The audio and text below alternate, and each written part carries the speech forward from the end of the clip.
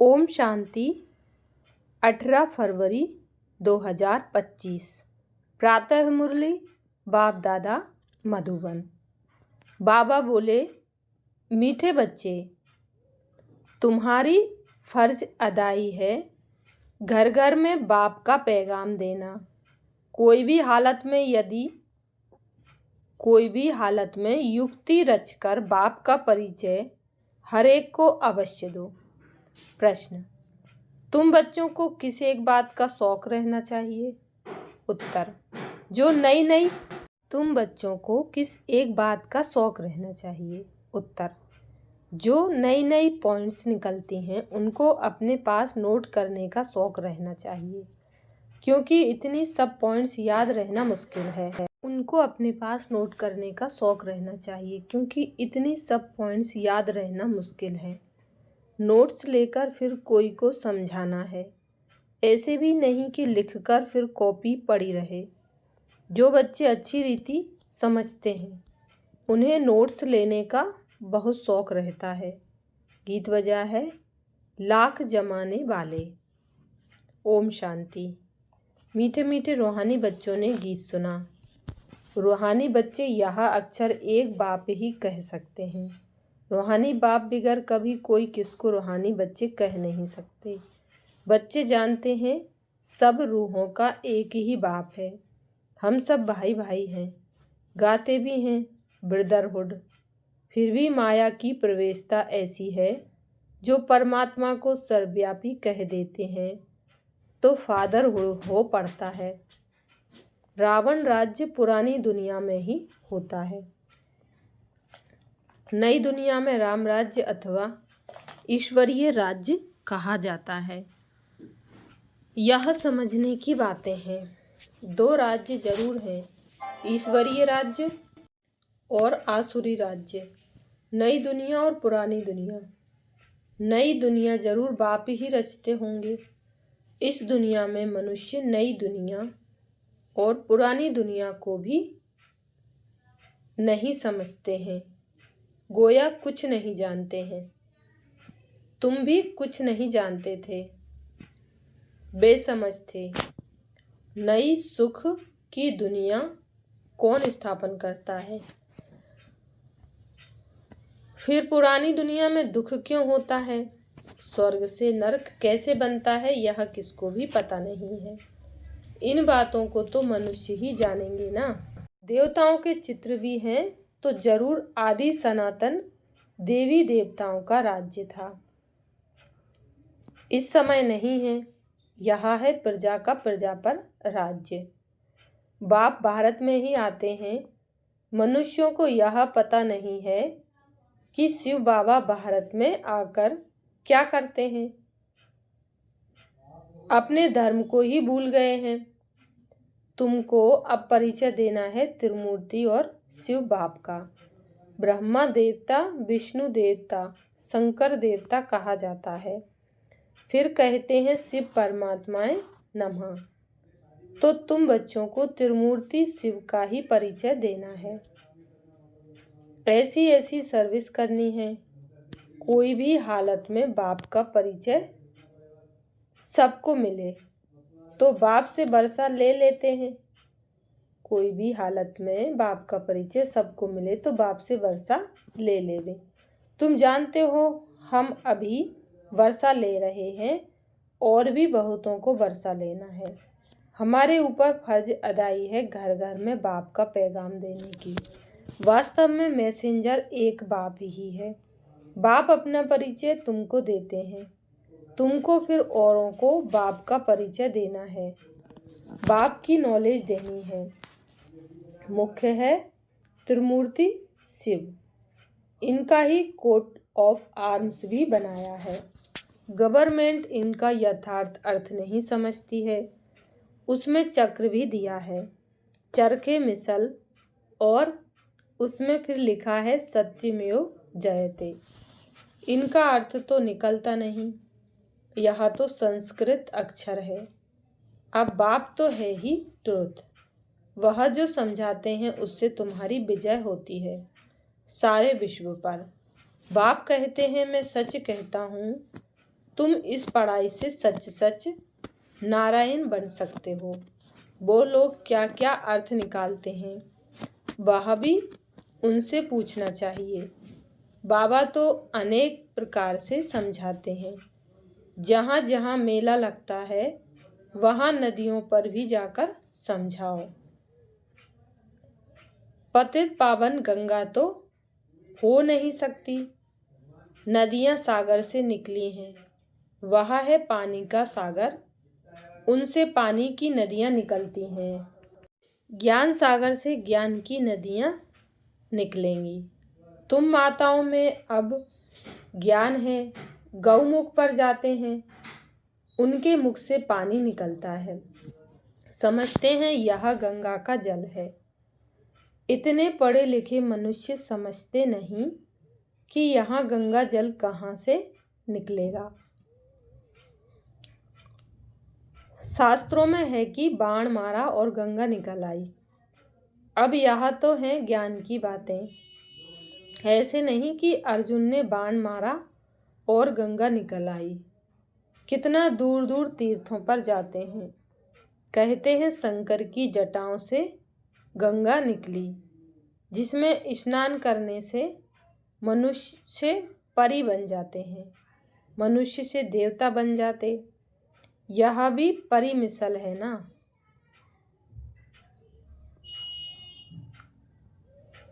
अब तुम बच्चों को बाप का ही परिचय देना है,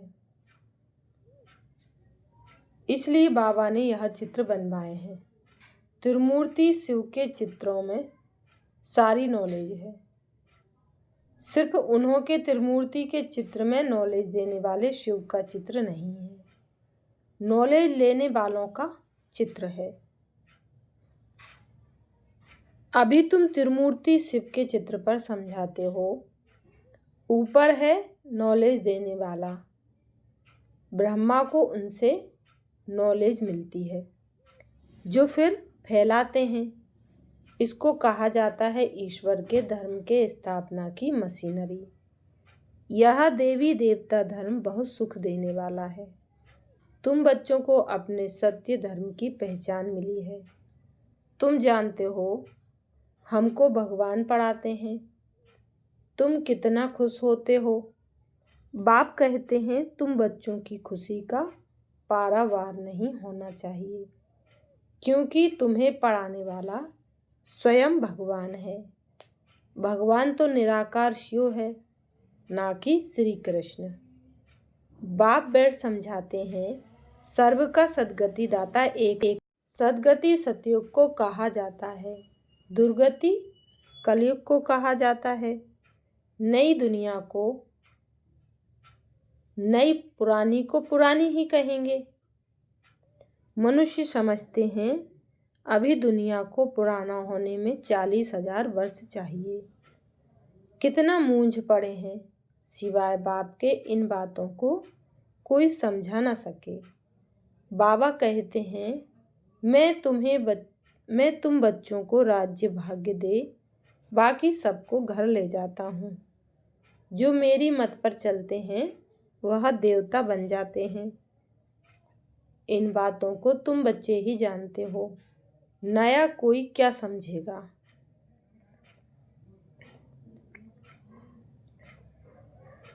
तुम मालियों का कर्तव्य है बगीचा लगाकर तैयार करना। बागवान तो डायरेक्शन देते हैं, ऐसे नहीं बाबा कोई नयों से मिलकर ज्ञान देगा। यह काम मालियों का है। समझो बाबा कलकत्ते में जाए तो बच्चे समझेंगे हम अपने ऑफिसर को फलाने मित्र को बाबा के पास ले जाएं।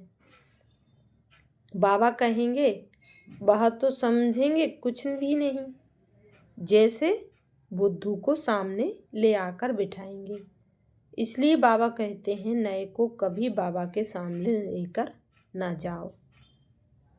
यह तो तुम मालियों का काम है, ना कि बागवान का। माली का काम है बगीचे को लगाना। बाप तो डायरेक्शन देते हैं। ऐसे ऐसे करो, इसलिए बाबा कभी नए से मिलता नहीं है। परंतु कहाँ मेहमान होकर घर में आते हैं तो कहते हैं दर्शन करें। आप हमको क्यों नहीं मिलने देते हो? शंकराचार्य आदि पास कितने जाते हैं? आजकल शंकराचार्य का बड़ा मर्तबा है, पढ़े लिखे हैं, फिर भी जन्म तो विकार से ही लेते हैं ना। ट्रस्टी लोग गद्दी पर कोई को भी बिठा देते हैं, सबकी मत अपनी अपनी है। बाप खुद आकर बच्चों को अपना परिचय देते हैं कि मैं कल्प कल्प इस पुराने तन में आता हूँ। यह भी अपने जन्मों को नहीं जानते हैं। शास्त्रों में तो कल्प की आयु ही लाखों वर्ष लगा दी है। मनुष्य तो इतने जन्म ले नहीं सकते हैं, फिर जानवर आदि की भी योनियां मिलाकर 84 लाख बना दी हैं। मनुष्य तो जो सुनते हैं सब सत सत करते रहते हैं। शास्त्रों में तो सब हैं भक्ति मार्ग की बातें। कलकत्ते में देवियों की बहुत शोभावान सुंदर मूर्तियां बनाते हैं, सजाते हैं, फिर उनको डुबो देते हैं। यह भी गुड़ियों की पूजा करने वाले बेबीज ही ठहरे, बिल्कुल इनोसेंट। तुम जानते हो यह है नर्क। स्वर्ग में तो अथाह सुख थे। अभी भी कोई मरता है तो कहते हैं फलाना स्वर्ग पधारा। तो जरूर कोई समय स्वर्ग था, अब नहीं है। नर्क के बाद फिर जरूर स्वर्ग आएगा। इन बातों को भी तुम जानते हो। मनुष्य तो रिंचक भी नहीं जानते। तो नया कोई बाबा के सामने बैठे क्या करेंगे? नया कोई बाबा के सामने बैठ क्या करेंगे? इसलिए माली चाहिए जो पूरी परवरिश करे। यहाँ तो माली भी ढेर के ढेर चाहिए। मेडिकल कॉलेज में कोई नया जाकर बैठे तो समझेगा कुछ भी नहीं। यह नॉलेज भी है नई। बाप कहते हैं मैं आया हूँ सबको पतित पावन बनाने। मैं आया हूँ सबको पावन बनाने। मुझे याद करो तो पावन बन जाएंगे। इस समय सब हैं तमो प्रधान आत्माएं। तब तो कह देते आत्मा सु परमात्मा। सब में परमात्मा है तो बाप थोड़े ही बैठ ऐसों से माथा मारेगा। यह तो तुम मालियों का काम है, कांटों को फूल बनाना। तुम जानते हो भक्ति है रात, ज्ञान है दिन। गाया भी जाता है ब्रह्मा का दिन, ब्रह्मा की रात। प्रजापिता ब्रह्मा के तो जरूर बच्चे भी होंगे ना। कोई को इतना भी अक्ल नहीं जो पूछे कि इतने ब्रह्मा कुमार कुमारियां हैं, इनका ब्रह्मा कौन है? अरे प्रजापिता ब्रह्मा तो मशहूर है, उन द्वारा ही ब्राह्मण धर्म स्थापन होता है। कहते भी हैं ब्रह्मा देवताए नमः। बाप तुम बच्चों को ब्राह्मण बनाए फिर देवता बनाते हैं।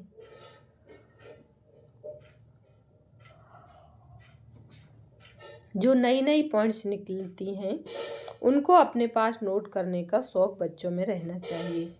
जो नई नई पॉइंट्स निकलती हैं उनको अपने पास नोट करने का शौक बच्चों में रहना चाहिए। जो बच्चे अच्छी रीति समझते हैं उन्हें नोट्स लेने का बहुत शौक रहता है। नोट्स लेना अच्छा है क्योंकि इतनी सब पॉइंट्स याद रहना मुश्किल है। नोट्स लेकर फिर कोई को समझाना है, ऐसे नहीं कि लिख कर फिर कॉपी पड़ी रहे। नई नई पॉइंट्स मिलती रहती हैं तो पुरानी पॉइंट्स की कापियाँ पड़ी रहती हैं। स्कूल में भी पढ़ते जाएंगे, पहले दर्जे वाली किताब पड़ी रहती हैं। जब तुम समझाते हो तो पिछाड़ी में यह समझाओ कि मन मना भाव। बाप को और सृष्टि चक्र को याद करो। मुख्य बात है मामेकम याद करो। इसको ही योग अग्नि कहा जाता है। भगवान है ज्ञान का सागर, मनुष्य है शास्त्रों का सागर। बाप कोई शास्त्र नहीं सुनाते हैं। वह भी शास्त्र सुनाए तो बाकी भगवान और मनुष्य में फर्क क्या रहा। बाप कहते हैं, इन भक्ति मार्ग के शास्त्रों का सार मैं तुमको समझाता हूँ।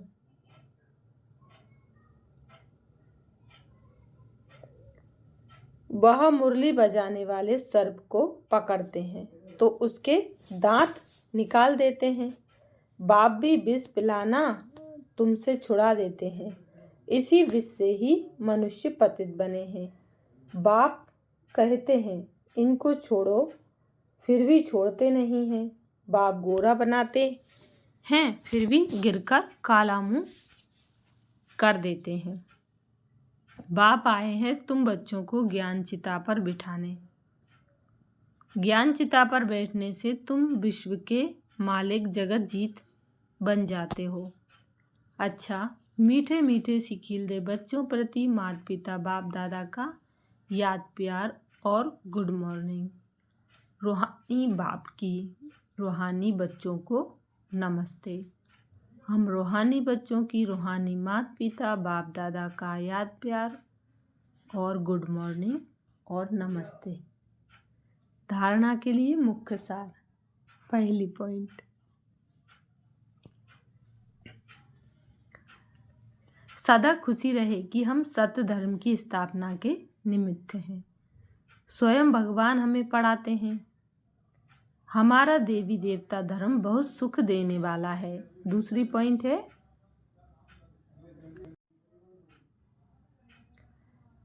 माली बन कांटों को फूल बनाने की सेवा करनी है। माली बन कांटों को फूल बनाने की सेवा करनी है। पूरी परवरिश कर फिर बाप के सामने लाना है, मेहनत करनी है। वरदान दिया बाबा ने, पुरानी ध्येय और दुनिया को भूलने वाले बाप दादा के दिल तख्त नसीन भव। पुरानी ध्येय और दुनिया को भूलने वाले बाप दादा के दिल तख्त नसीन भाव। डिटेल है, संगम युगी श्रेष्ठ आत्माओं का स्थान है ही बाप दादा का दिल तख्त। ऐसा तख्त सारे कल्प में नहीं मिल सकता। विश्व के राज्य का स्टेज के राज्य का तख्त तो मिलता रहेगा, लेकिन यह तख्त नहीं मिलेगा। यह इतना विशाल तख्त है जो चलो फिरो खाओ सो लेकिन सदा तख्त नसीन रह सकते हो।